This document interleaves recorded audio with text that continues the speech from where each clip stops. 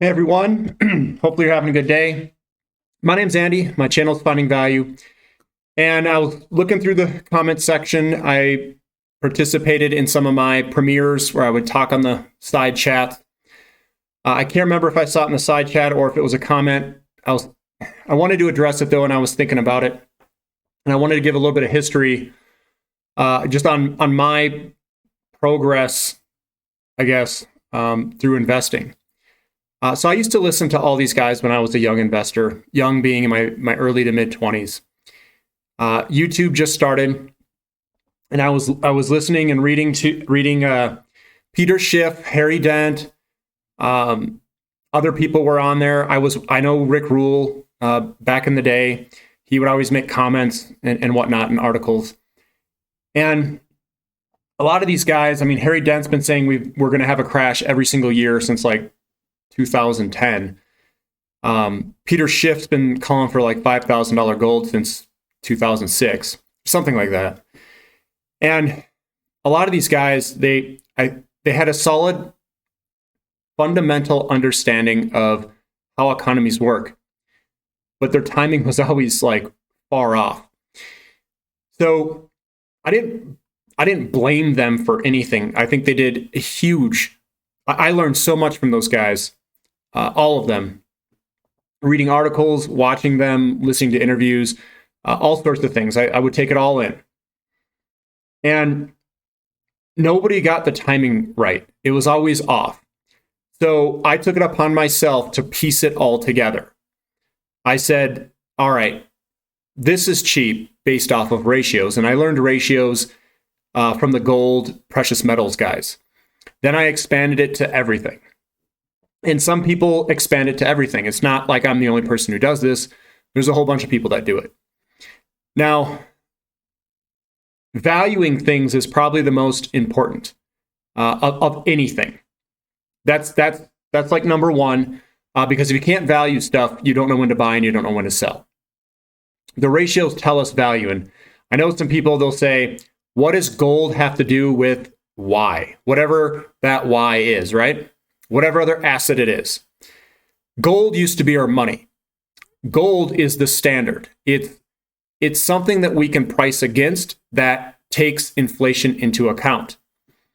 So you don't know if you're actually making money or purchasing power gains unless you start doing ratio analysis. If you don't do ratio analysis and all you have is dollars, you could be getting your butt kicked. You don't even know it, even though you're gaining. So you gain 4%, but if everything else goes up 40%, I mean, you lost massive purchasing power. So the game is to know where assets are valued against each other, because over time, all they do is cycle against each other. They literally just go, and you can do a cosine curve or a sine curve. I mean, that's basically just where you started. The difference between cosine and sine is it's just a curve going up and down an asset. So it's overvalued up here, undervalued over here, and you just go between overvalued, undervalued between two different assets. Now, what I did is I just expanded it amongst all of them. I was like, well, why don't we just do all of them and find the cheapest ones? And that's what I've done for this channel. Silver is cheap, but it's not as cheap as platinum. And maybe silver has more upside potential, though. I don't necessarily know. So what do? I buy both of them. When you invest, investing isn't about knowing everything. It's not about having every single one of your positions up in the portfolio. It won't happen. It's statistical probability. If you're going to take some risk, one or two of them aren't going to pan out. And it's not about selling those. If you're in the undervalued sector, your bet is to take, you're betting on the game. I am betting on uranium going higher. So I'm going to take my horses. It's kind of like saying, we're going to race some horses. And one of the horses has 1,000,000 to 1 bet. Like your odds, just 1,000,000 to 1. And you're looking at it going, well, I can sacrifice $20. I mean, why not? That's 20 million if I win. And if I lose, I can lose $20 and not even notice it. Well, why not take the bet? Now, what if all the horses, there was like a for sure winner in this, right? Let's say there's 10 horses. One of them is like You could bet on them, but you don't get much back. It's a for sure win. Let's say it's not 100%, but it's a 80% winning chance. The other 20% have massive rewards if they win. Let's say they're all 10,000 to 1. And I know the rate, the winnings won't be like this in real world. It's just a hypothetical, setup here. If it's all 10,000 to 1, well, why not bet on all the other 9 horses, or bet on all 10? Because even if you lose, you still win. You could do a betting strategy. If it's 10,000 to 1, you bet $1 on all the 9 horses. So now you've got $9 on the line here. If one of those win, you get $10,000. And then if the high probability one wins, let's say you bet $9 on it. So if you lose, if the high reward, the one that's most likely going to win wins, you win and lose nothing. But if the other ones win, you win big. You win $9,000 something dollars. 9,000 minus would be 17 minus $17. So, I mean, that's kind of how I do stocks. It's just like that bet there. I choose a betting strategy. I find some really huge reward, maybe higher risk ones. I spread it all out, and then I put my large amounts in the ones that are more lower risk, high returns, like decent return ones. And then, that's the strategy there. So then I still listen to these guys on YouTube. I still listen to all of the ones. And there's this debate between fundamental and technical analysis. And when I was going through learning about investing, I figured out my betting strategies. That's more of an engineering thing, or math statistics, more of a statistics betting strategy type scenario. I would do that anyway. But then, I'm going through it, and these guys, the fundamental guys, you can have the best fundamentals, but your timing is so far off that it basically means nothing. So the fundamentals of a company, they can be good, but if you're out of cycle, you get crushed. So commodities, we were in a commodity boom in the mid to late 2000s. That's where it really took off. That was in cycle. And I saw it. And I was like, man, this thing's ridiculous. The stocks do well in a recovery phase of, and I didn't know this at the time, a recovery phase of real estate. So you could have good fundamentals. They're going to look the best at the top of a recovery phase. And then they get hammered because interest rates go up. Same with technology companies. The problem here that I had to figure out was you have to be right on the cycle. It had it had almost nothing to do with fundamentals. It had everything to do with money flows. And when the money would rotate between sector to sector, what that does is it pulls one sector up and the other one down. I've said this before on the channel. And then money flows from the overvalued to the undervalued. That is basically what ratio analysis tells us, is which ones has the money flown out of and what could the potential be for money flowing back in. And then the market conditions in real estate is the timing of that money flow.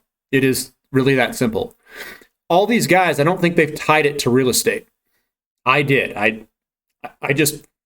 looked at a whole bunch of different charts, and then I was looking at the Fed housing starts and the recessions after each housing start going down. I said, well, it has to be this. It has to be. We had one recession that wasn't, which was a dot-com bubble. But in all honesty, real estate's the one that caused it, because inflation from real estate, increasing interest rates, and then everything came down. Then Greenspan lowered interest rates and tried, I don't know, they said that they blew up a housing bubble. I don't think interest rates necessarily blew up the housing bubble. The housing bubble was the loaning. That's what blew it up. That like free loaning deal where they didn't verify income, they didn't do anything. So the loans is really what increased the demand.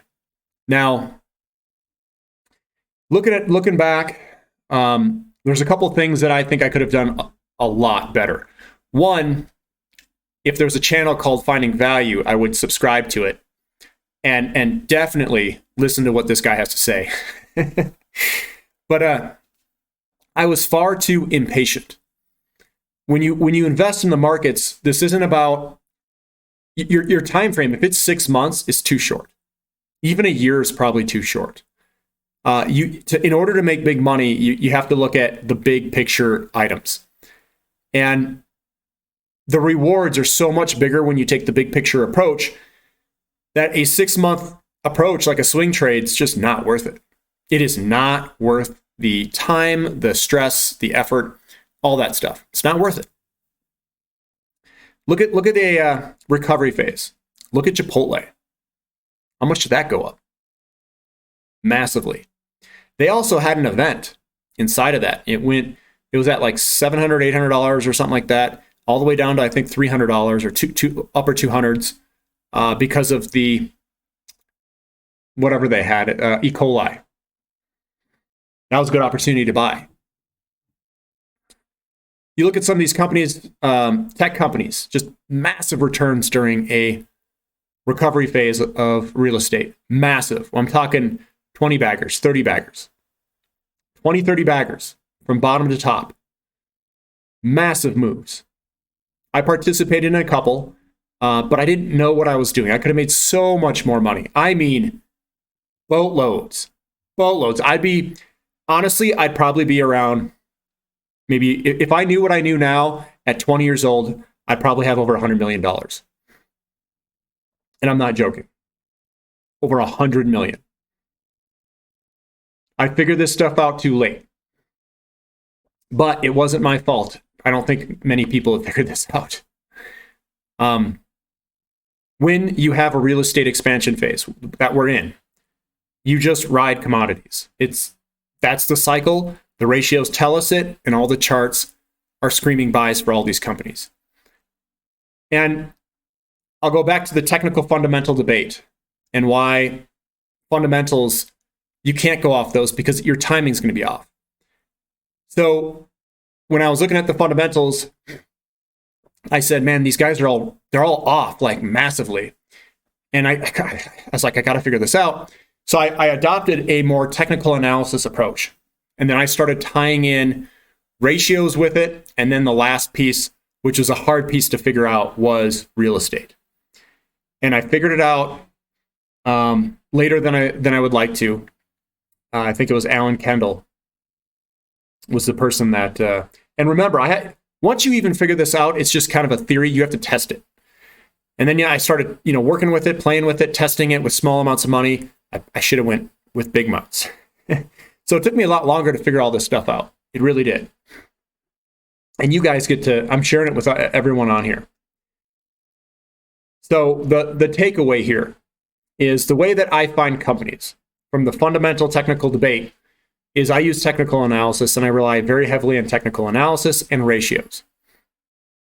The ratios tell me what sector to look at. The market conditions and where we are in real estate also tell me where to focus. If those two give me a green light, if I've got an expansion phase and commodities are cheap and precious metals, whatever it may be, I look at companies within those sectors. I just start diving in. And what I do is I look at the charts first. If the technicals look really good, I look at the fundamentals next. Now, what do I look at the fundamentals? If it's a developing company, they're not going to have any money. So I mainly, my key thing that I look at is what percent of ownership does management have? If it's over 10%, that's like the bottom cutoff.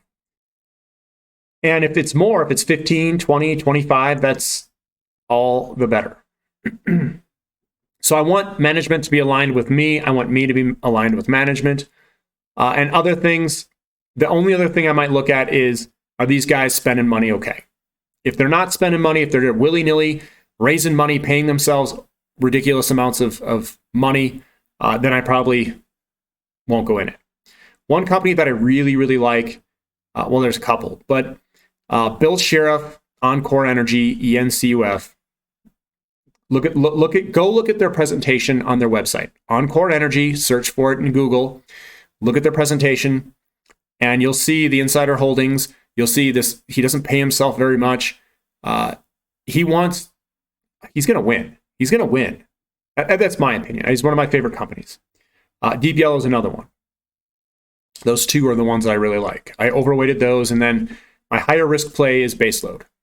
Just because he's looking in the right spot, he knows what to look for, he's found stuff before, he's obsessed with finding things, James Sykes is. And I want to be a part of it. And they own a large stake in that company. He's got a stake. There's a lot of other people that have stakes, so fingers crossed. Maybe find some, hopefully, during this bull market of uranium. So I rely much more heavily now on technical analysis because I think the fundamentals are not going to guide your timing. And they're almost opposite. You'll have the best fundamentals at the worst time. So at the top of a NASDAQ bubble, the company that you'll have the most excitement, they'll probably be making the most. And then everything switches when real estate goes down. And when you want to buy is when the fundamentals look the worst in commodity companies. You sell when they look the best. It's opposite. You just want to make sure they don't go bankrupt on you. And if you have producing companies, ones with high debt, they get short sold off almost like within very close to bankruptcy. And at the bottom, they could be 0.5%, 0.5% from their all-time high, or 1%. And if you can buy it and you take that risk and you do some research and you're like, I don't think they're going to go bankrupt, you can get massive rewards. And that's what the three oil companies that we have. They're producers, they're explorers, they're smaller companies, and they got slaughtered. And the reason they're going up so much is because we took the risk, bottom low, and they're doing very well. And I think they'll continue to do well. Now, some of them have hedges on, and they don't roll off till next year. So this year, I think they may be capped to the upside a little bit, but next year they'll roll. Some of them will roll off, and then onto the races. So that's what I look for. Technical analysis. You find your companies. Then I look on the bigger companies. You're not going to have a huge insider ownership. It just doesn't work like that. So it's usually on the smaller companies. Like I'm looking for under 100 million market cap, and some of the bigger ones they're not going to have as much. Like an SM Energy, that was 100 and it was 150 or 180 at the bottom. And I mean they were generating billions of dollars of revenue. It was just a matter of time before everything came back. Their market cap was, I think, about the same as their cash flow. It's per year. They just had a lot of debt. So that's just one. So I find companies by technical analysis, looking at the investor presentations on their website, and then I make a decision. And that's it. Simple as that. And if you guys want to see some of the picks that I have, type in, I did Contango. Go in my playlist and look at the companies that I like. And you can see what I look at. And you can even see the technical analysis that I do. You can see exactly what I look for. If you guys like this content, give me a thumbs up. Leave comments and questions below. And thank you for listening. This is Finding Value.